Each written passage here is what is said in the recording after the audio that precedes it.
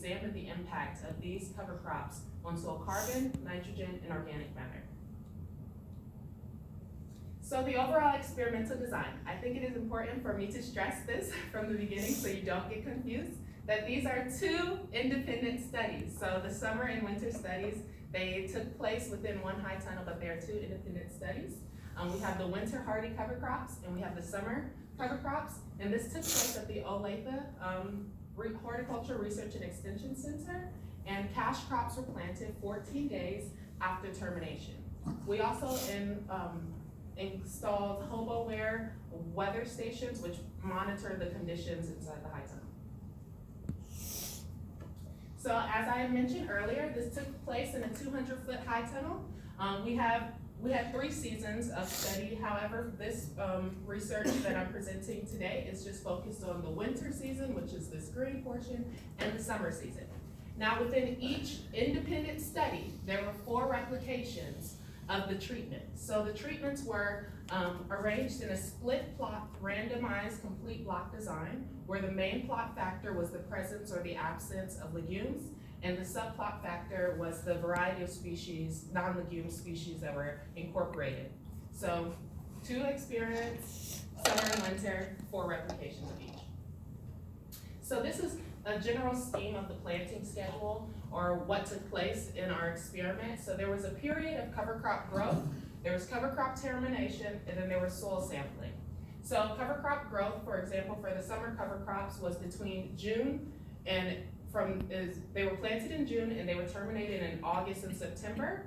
And then in the winter cover crops, they were planted in October and they were terminated in May. So then from 0 to 8 weeks post cover crop termination is when soil sampling took place.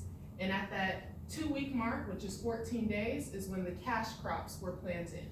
For the winter study, declaration bell peppers were planted, and for the summer study, hybrid smooth leaf spinach was planted. So these spinach crops were planted around mid-September, mid-August, and then the bell peppers were planted mid-May.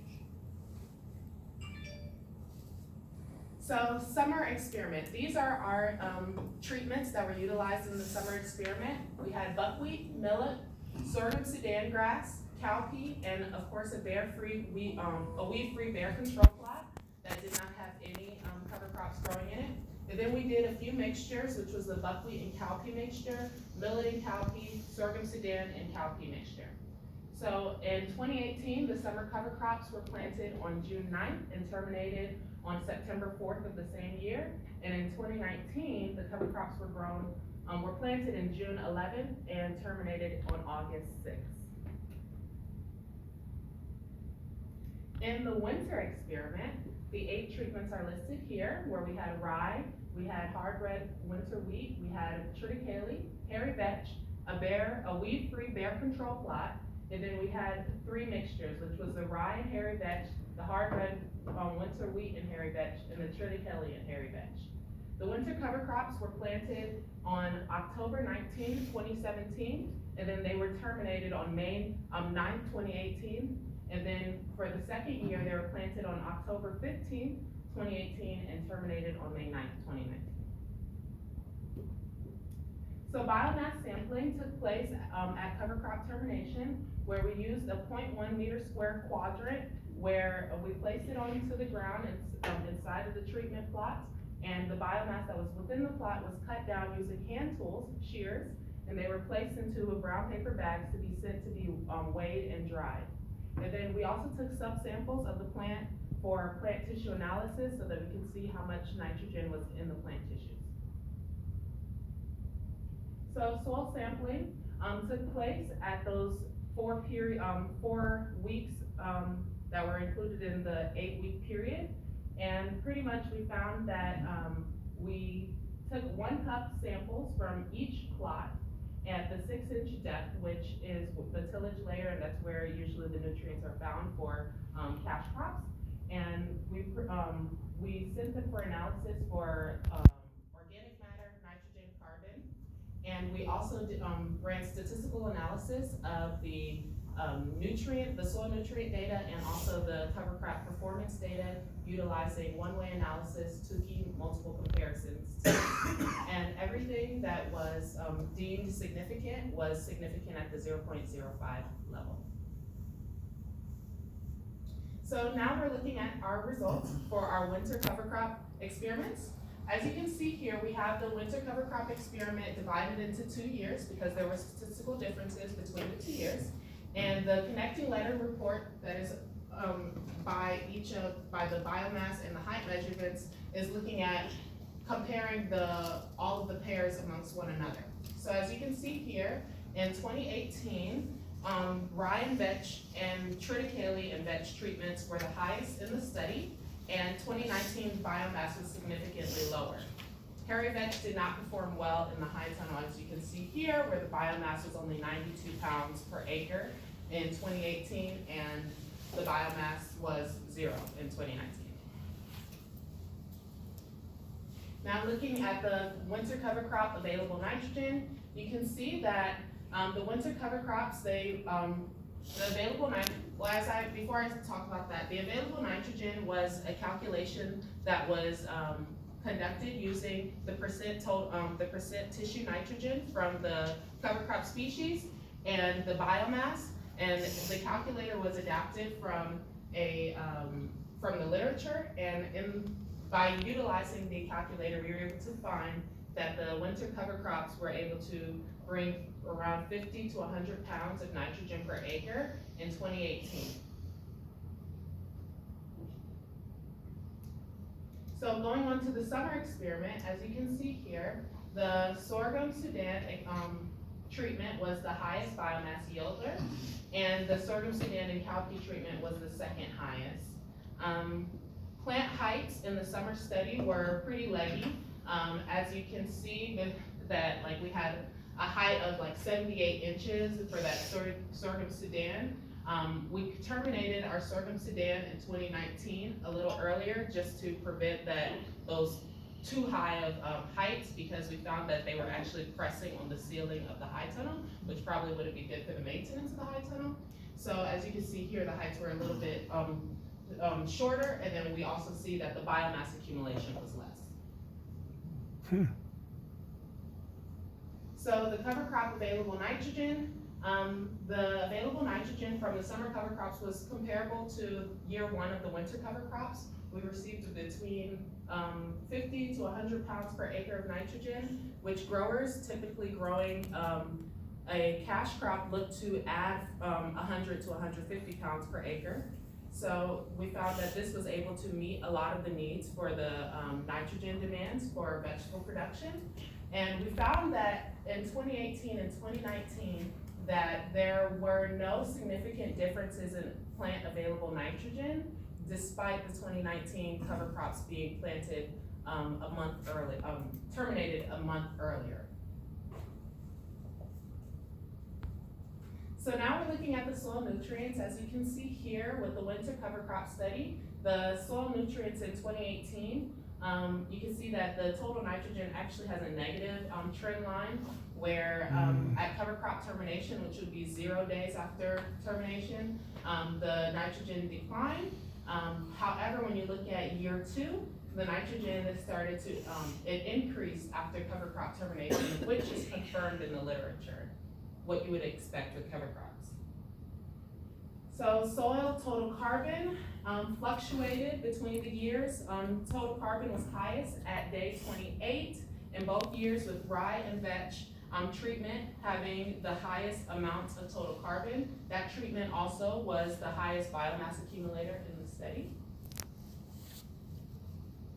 Then looking at the soil organic matter, cover cropping resulted in increases in soil organic matter in year 2, and there were statistical differences between cover crop treatments. Similar to the biomass production, the changes in soil organic matter was variable between the 2 years. Now going on to the summer studies, as you see here, at cover crop termination, on the left hand where it's year 2018, you see that at cover crop termination, the soil total nitrogen just slowly rose between 0 and 56 days after termination. In 2019, At cover crop termination, the soil total nitrogen also increased. However, toward between day 28 and day 56, it almost stayed steady. And for the soil total carbon, in 2018 also seemed to have a peak at day 14, as well as summer's soil total carbon at in 2019 had a peak at day 14 as well. Also had another peak at day 28. But you can see that the overall range of soil total carbon increased between 2018 and 2019. For the soil organic matter, it's obvious that the bear control plot didn't perform well. It didn't have much organic matter. That means, and that makes sense since we didn't have any cover crops grown in the bear control plot. But you can see that there was almost a peak. There was also a peak at day 14 for soil organic matter. So in discussion, many of the cover crops in the high tunnel performed well and comparatively to open field studies. They produced high biomass yields. In the winter, we saw that rye performed very well, and in the summer, we found that sorghum, Sudan also performed very well. Our cowpea treatment, dissimilarly from the winter legumes that were used, the hairy vetch, it had high biomass yields. It produced 25 to 50% more biomass than other studies that have been done in open field settings. And most of the winter crops also did well. Now the plant available nitrogen, we received between 50 to 100 pounds of nitrogen per acre for both the summer and the winter experiments. And we found that cowpea was a pretty competitive crop. As the yields were not as high as the sorghum Sudan grass, the available nitrogen was similar between cowpea and sorghum Sudan. So with our winter legumes, as mentioned earlier, our hairy vetch did not do very well, especially in the year 2019. We wanted to incorporate legumes into our study because, especially for the winter study, because we find that polyculture can help with the legumes to survive. So, for example, growing a rye species plant with a hairy vetch is supposed to help the hairy vetch overwinter. All of our species did overwinter in the winter study, but we did find that there were some other factors that may have influenced the hairy vetch performance. We think that timing may be a potential factor that might limit the use of hairy vetch as an ideal crop for high tunnel production, because the hairy vetch doesn't really grow much biomass until towards the end of the season. So one of the benefits of high tunnel production is that you can do early season crops. So that kind of defeats the benefit if you're going to grow a hairy vetch crop and have to wait to plant your cash crop later for you to finally receive the benefits from the hairy vetch. So this research may suggest that hairy vetch is not an ideal crop for Central States high tunnels. So termination and nitrogen returns. It was really interesting that we found in our summer experiment that terminating early is feasible and viable for a farmer. We found that growing 56 days versus 77 days still had the same amount of plant available nitrogen.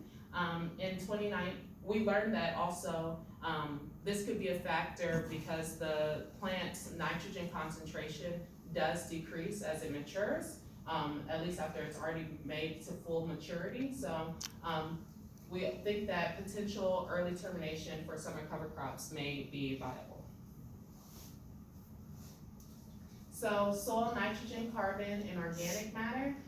We observed significant changes in soil properties in both years of the study and for both seasons, which is different from many other outdoor studies where these same cover crops were used. Usually you don't find significant changes in soil properties within a short-term study like this. You usually need 3 or more years of cover cropping for significant effects to be realized.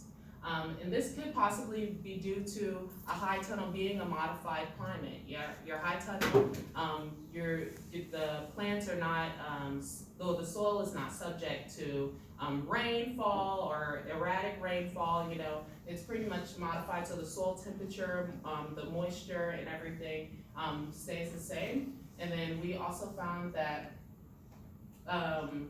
despite the variability in winter cover crop performance, soil nitrogen and organic matter increased between 2018 and 2019.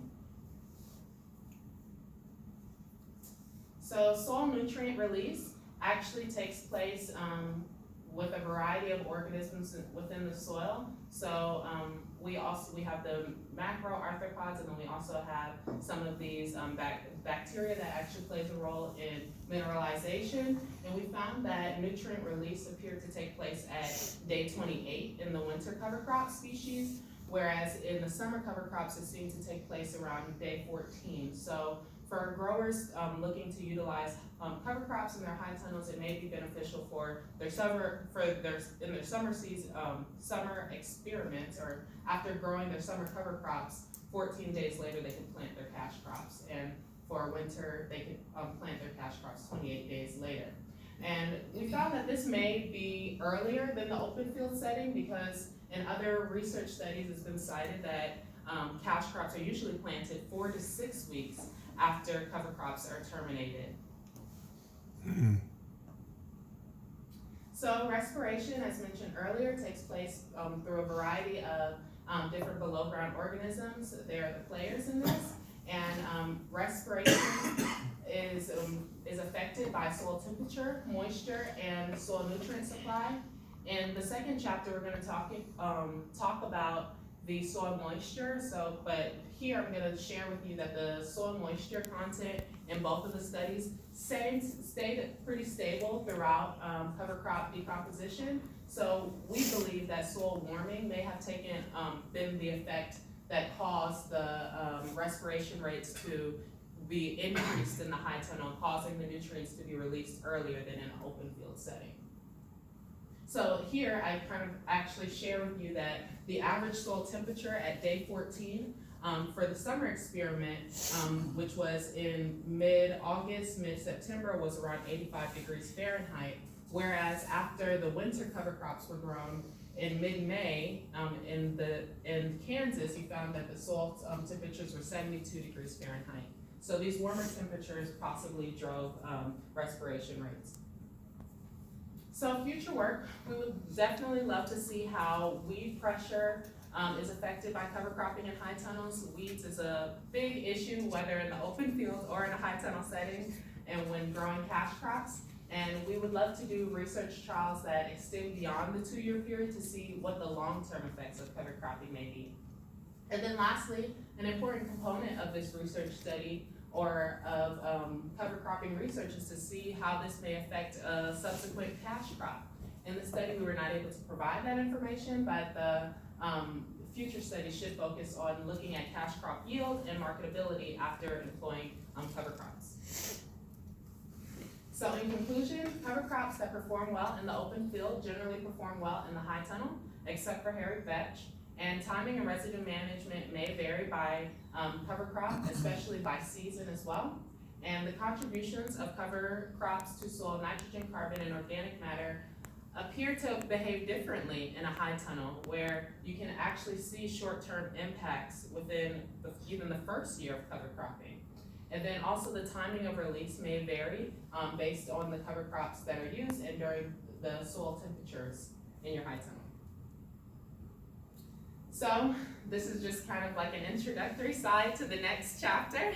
So we're going to be looking at the beautiful soil food web that is part of this cover cropping study. We're actually only going to focus on below ground arthropods. We're not going to look at bacteria and fungi, nematodes were kind of included. So our objectives for this study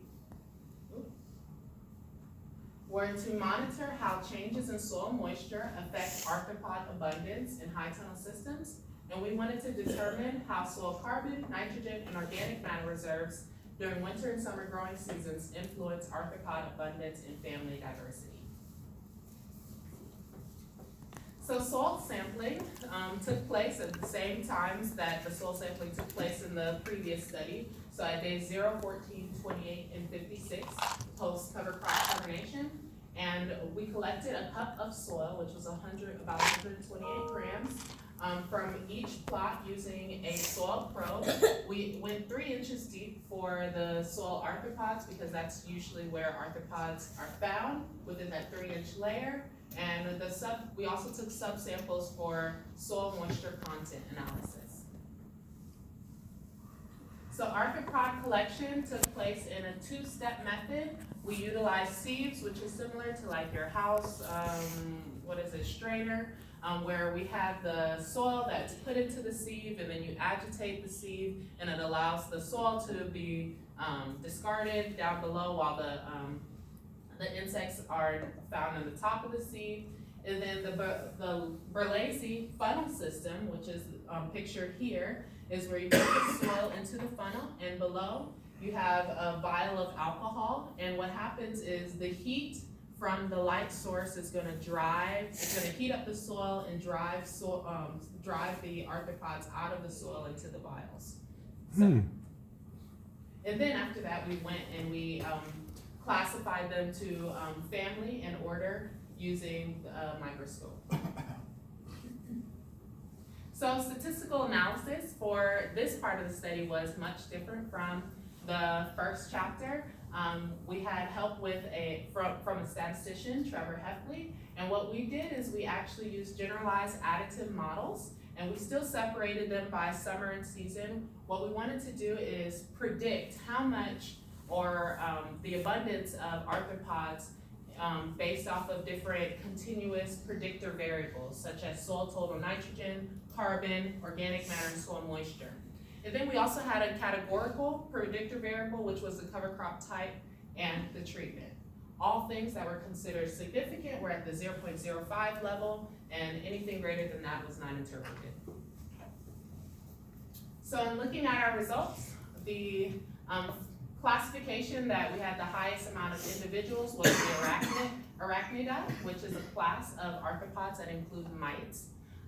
So we had over 1,500 mites that were found in the study, whereas in the other families and other groups, we found far less. So we actually restricted our analysis to the arachnids for this part of the study. So soil moisture content, as expressed earlier, it did vary based off of day. However, we did find that there were no variation based off of cover crop treatment. It may look so in this picture, but there was no statistical differences between the changes between treatments. And this is for the winter study. And then for the summer study, we had similar results in that there were significant differences between the different days of sampling, but there were no statistical differences between the different treatments. All right, so here is a picture of the expected abundance of arachnids in the winter experiment. So the treatments that are dashed, having those dashed lines, are those that are significant. So we found that these 4 treatments were significantly lower than the bear control treatment in arachnid abundance. And we were doing this based off of the average soil carbon, nitrogen, water, and organic matter observed during the study, which is listed below. So we found that for every 1% increase in soil organic matter, that arachnid abundance was 74 times fewer within the winter experiment. And we also found that for every 1% increase in soil carbon, arachnid abundance would be approximately 255 times greater. Oh, and in those treatments, they were multiple magnitudes lower than the bear control treatment, those 4 significant treatments. So now looking at the summer experiment, we found that the arachnid abundance in the buckwheat and cowpea treatment would be approximately 5 times greater when compared to the bear control treatment, and soil organic matter was the only significant continuous predictor variable. So for every 1% increase in soil organic matter, arachnid abundance was 14 times greater.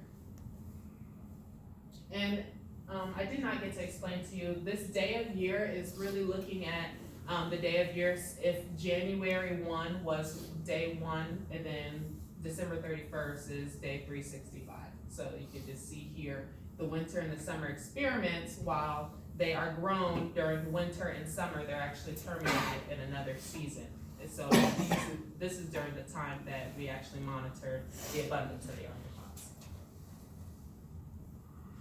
So here I actually have a app that we created, which I can show you guys later, where pretty much you're able to adjust the different variables, continuous variables, and see arthropod abundance based off of the changes. So discussion, decomposition, we actually had our hypothesis when we even started the study was, adding cover crops into the high tunnel, once we terminate it, it has to encourage below ground arthropod activity because of these added residues. And along with our hypothesis, we did find that a lot of these decomposers that are in the soil, they did predominate during the time of cover crop decomposition. Mites, which are part of the group of arachnids, and the mites were the insects, well, the arthropods that we actually found in the study, we found that these are important players in the decomposition process. What they actually do is fragment the plant residues, which decomposition actually more so takes place through microbial activity. So what they do is they fragment the tissues, making them smaller for then microbes to go ahead and to digest them. And then we found that these mites also graze on the fungi and contribute to the fragmentation process. So cover crop type we found was also important in arthropod abundance. So in the summer experiment, we found that the buckwheat and cowpea treatment had more arachnid abundance, whereas in the winter experiment, a couple of treatments, which were the wheat and vetch and triticale and vetch treatments, they actually had less arachnids when compared to the bear control. So both of these in summer and winter does suggest that cover crop type may have an influence on arachnid abundance, and this could be because arachnids may display some sort of habitat preference or dietary preference inside soils, high tunnel soils. Soil organic matter also did have an effect on arachnid abundance. However, we did find that there was a positive effect and a negative effect depending on the season. In our expected abundance model, for every 1% increase in soil organic matter, arachnid abundance was 14 times greater in the summer treatments. However, in the winter treatments, as more organic matter was added, the mite abundance was actually decreased. So other studies have cited that arachnid abundance decreasing could be possibly due to the cash crops that are growing around the where the arthropods are sampled. So we did not measure that in this study, but that may have played an impact on reduced arthropod abundance during the winter cover crop termination dates. So soil moisture. When we first did preliminary analysis of the data from year 1 of the winter study, there seemed to be a strong relationship between our arthropod abundance and soil moisture. In areas where soil moisture was really low, we usually found no arthropods. Actually, in our first season, in our first sampling at termination of the winter cover crops, we found no arthropods. And we found that the soil moisture was between 10 and 12%. However, once we added more water to the system, we did see that the arachnid abundance and arthropod abundance did grow. However, when we looked at the season, looked at it between 2 years, there really wasn't any significant, there was no significant effect of soil moisture on arthropod abundance or arachnid abundance. So this could possibly be due to the fact that high tunnels offer protection, and while there are changes within the soil moisture content, they may not be as variable as we would expect in an open field setting. And also, there sometimes are dry conditions in a high tunnel, but the arachnids that were identified may have adapted to those dry soil conditions through some sort of evolutionary processes by adapting, having different traits and behavioral traits that they do to withstand in those dry conditions. So future work, it may be valuable to measure residue decomposition and quantify other factors such as microbial biomass and diversity throughout cover crop decomposition, just so we can learn more about the decomposition process and the players involved.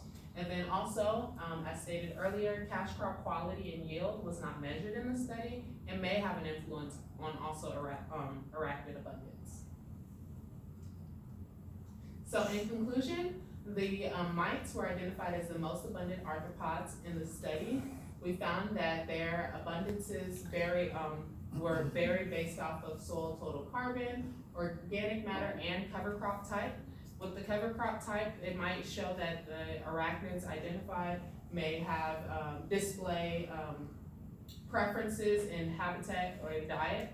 And then also, previous research studies also stress that there's a strong link between soil moisture and arthropod abundance. However, that might not be the case in a high tunnel setting where things are regulated, where the soil conditions are regulated. In closing, soil management practices in high tunnels may have complex ramifications, altering soil biology and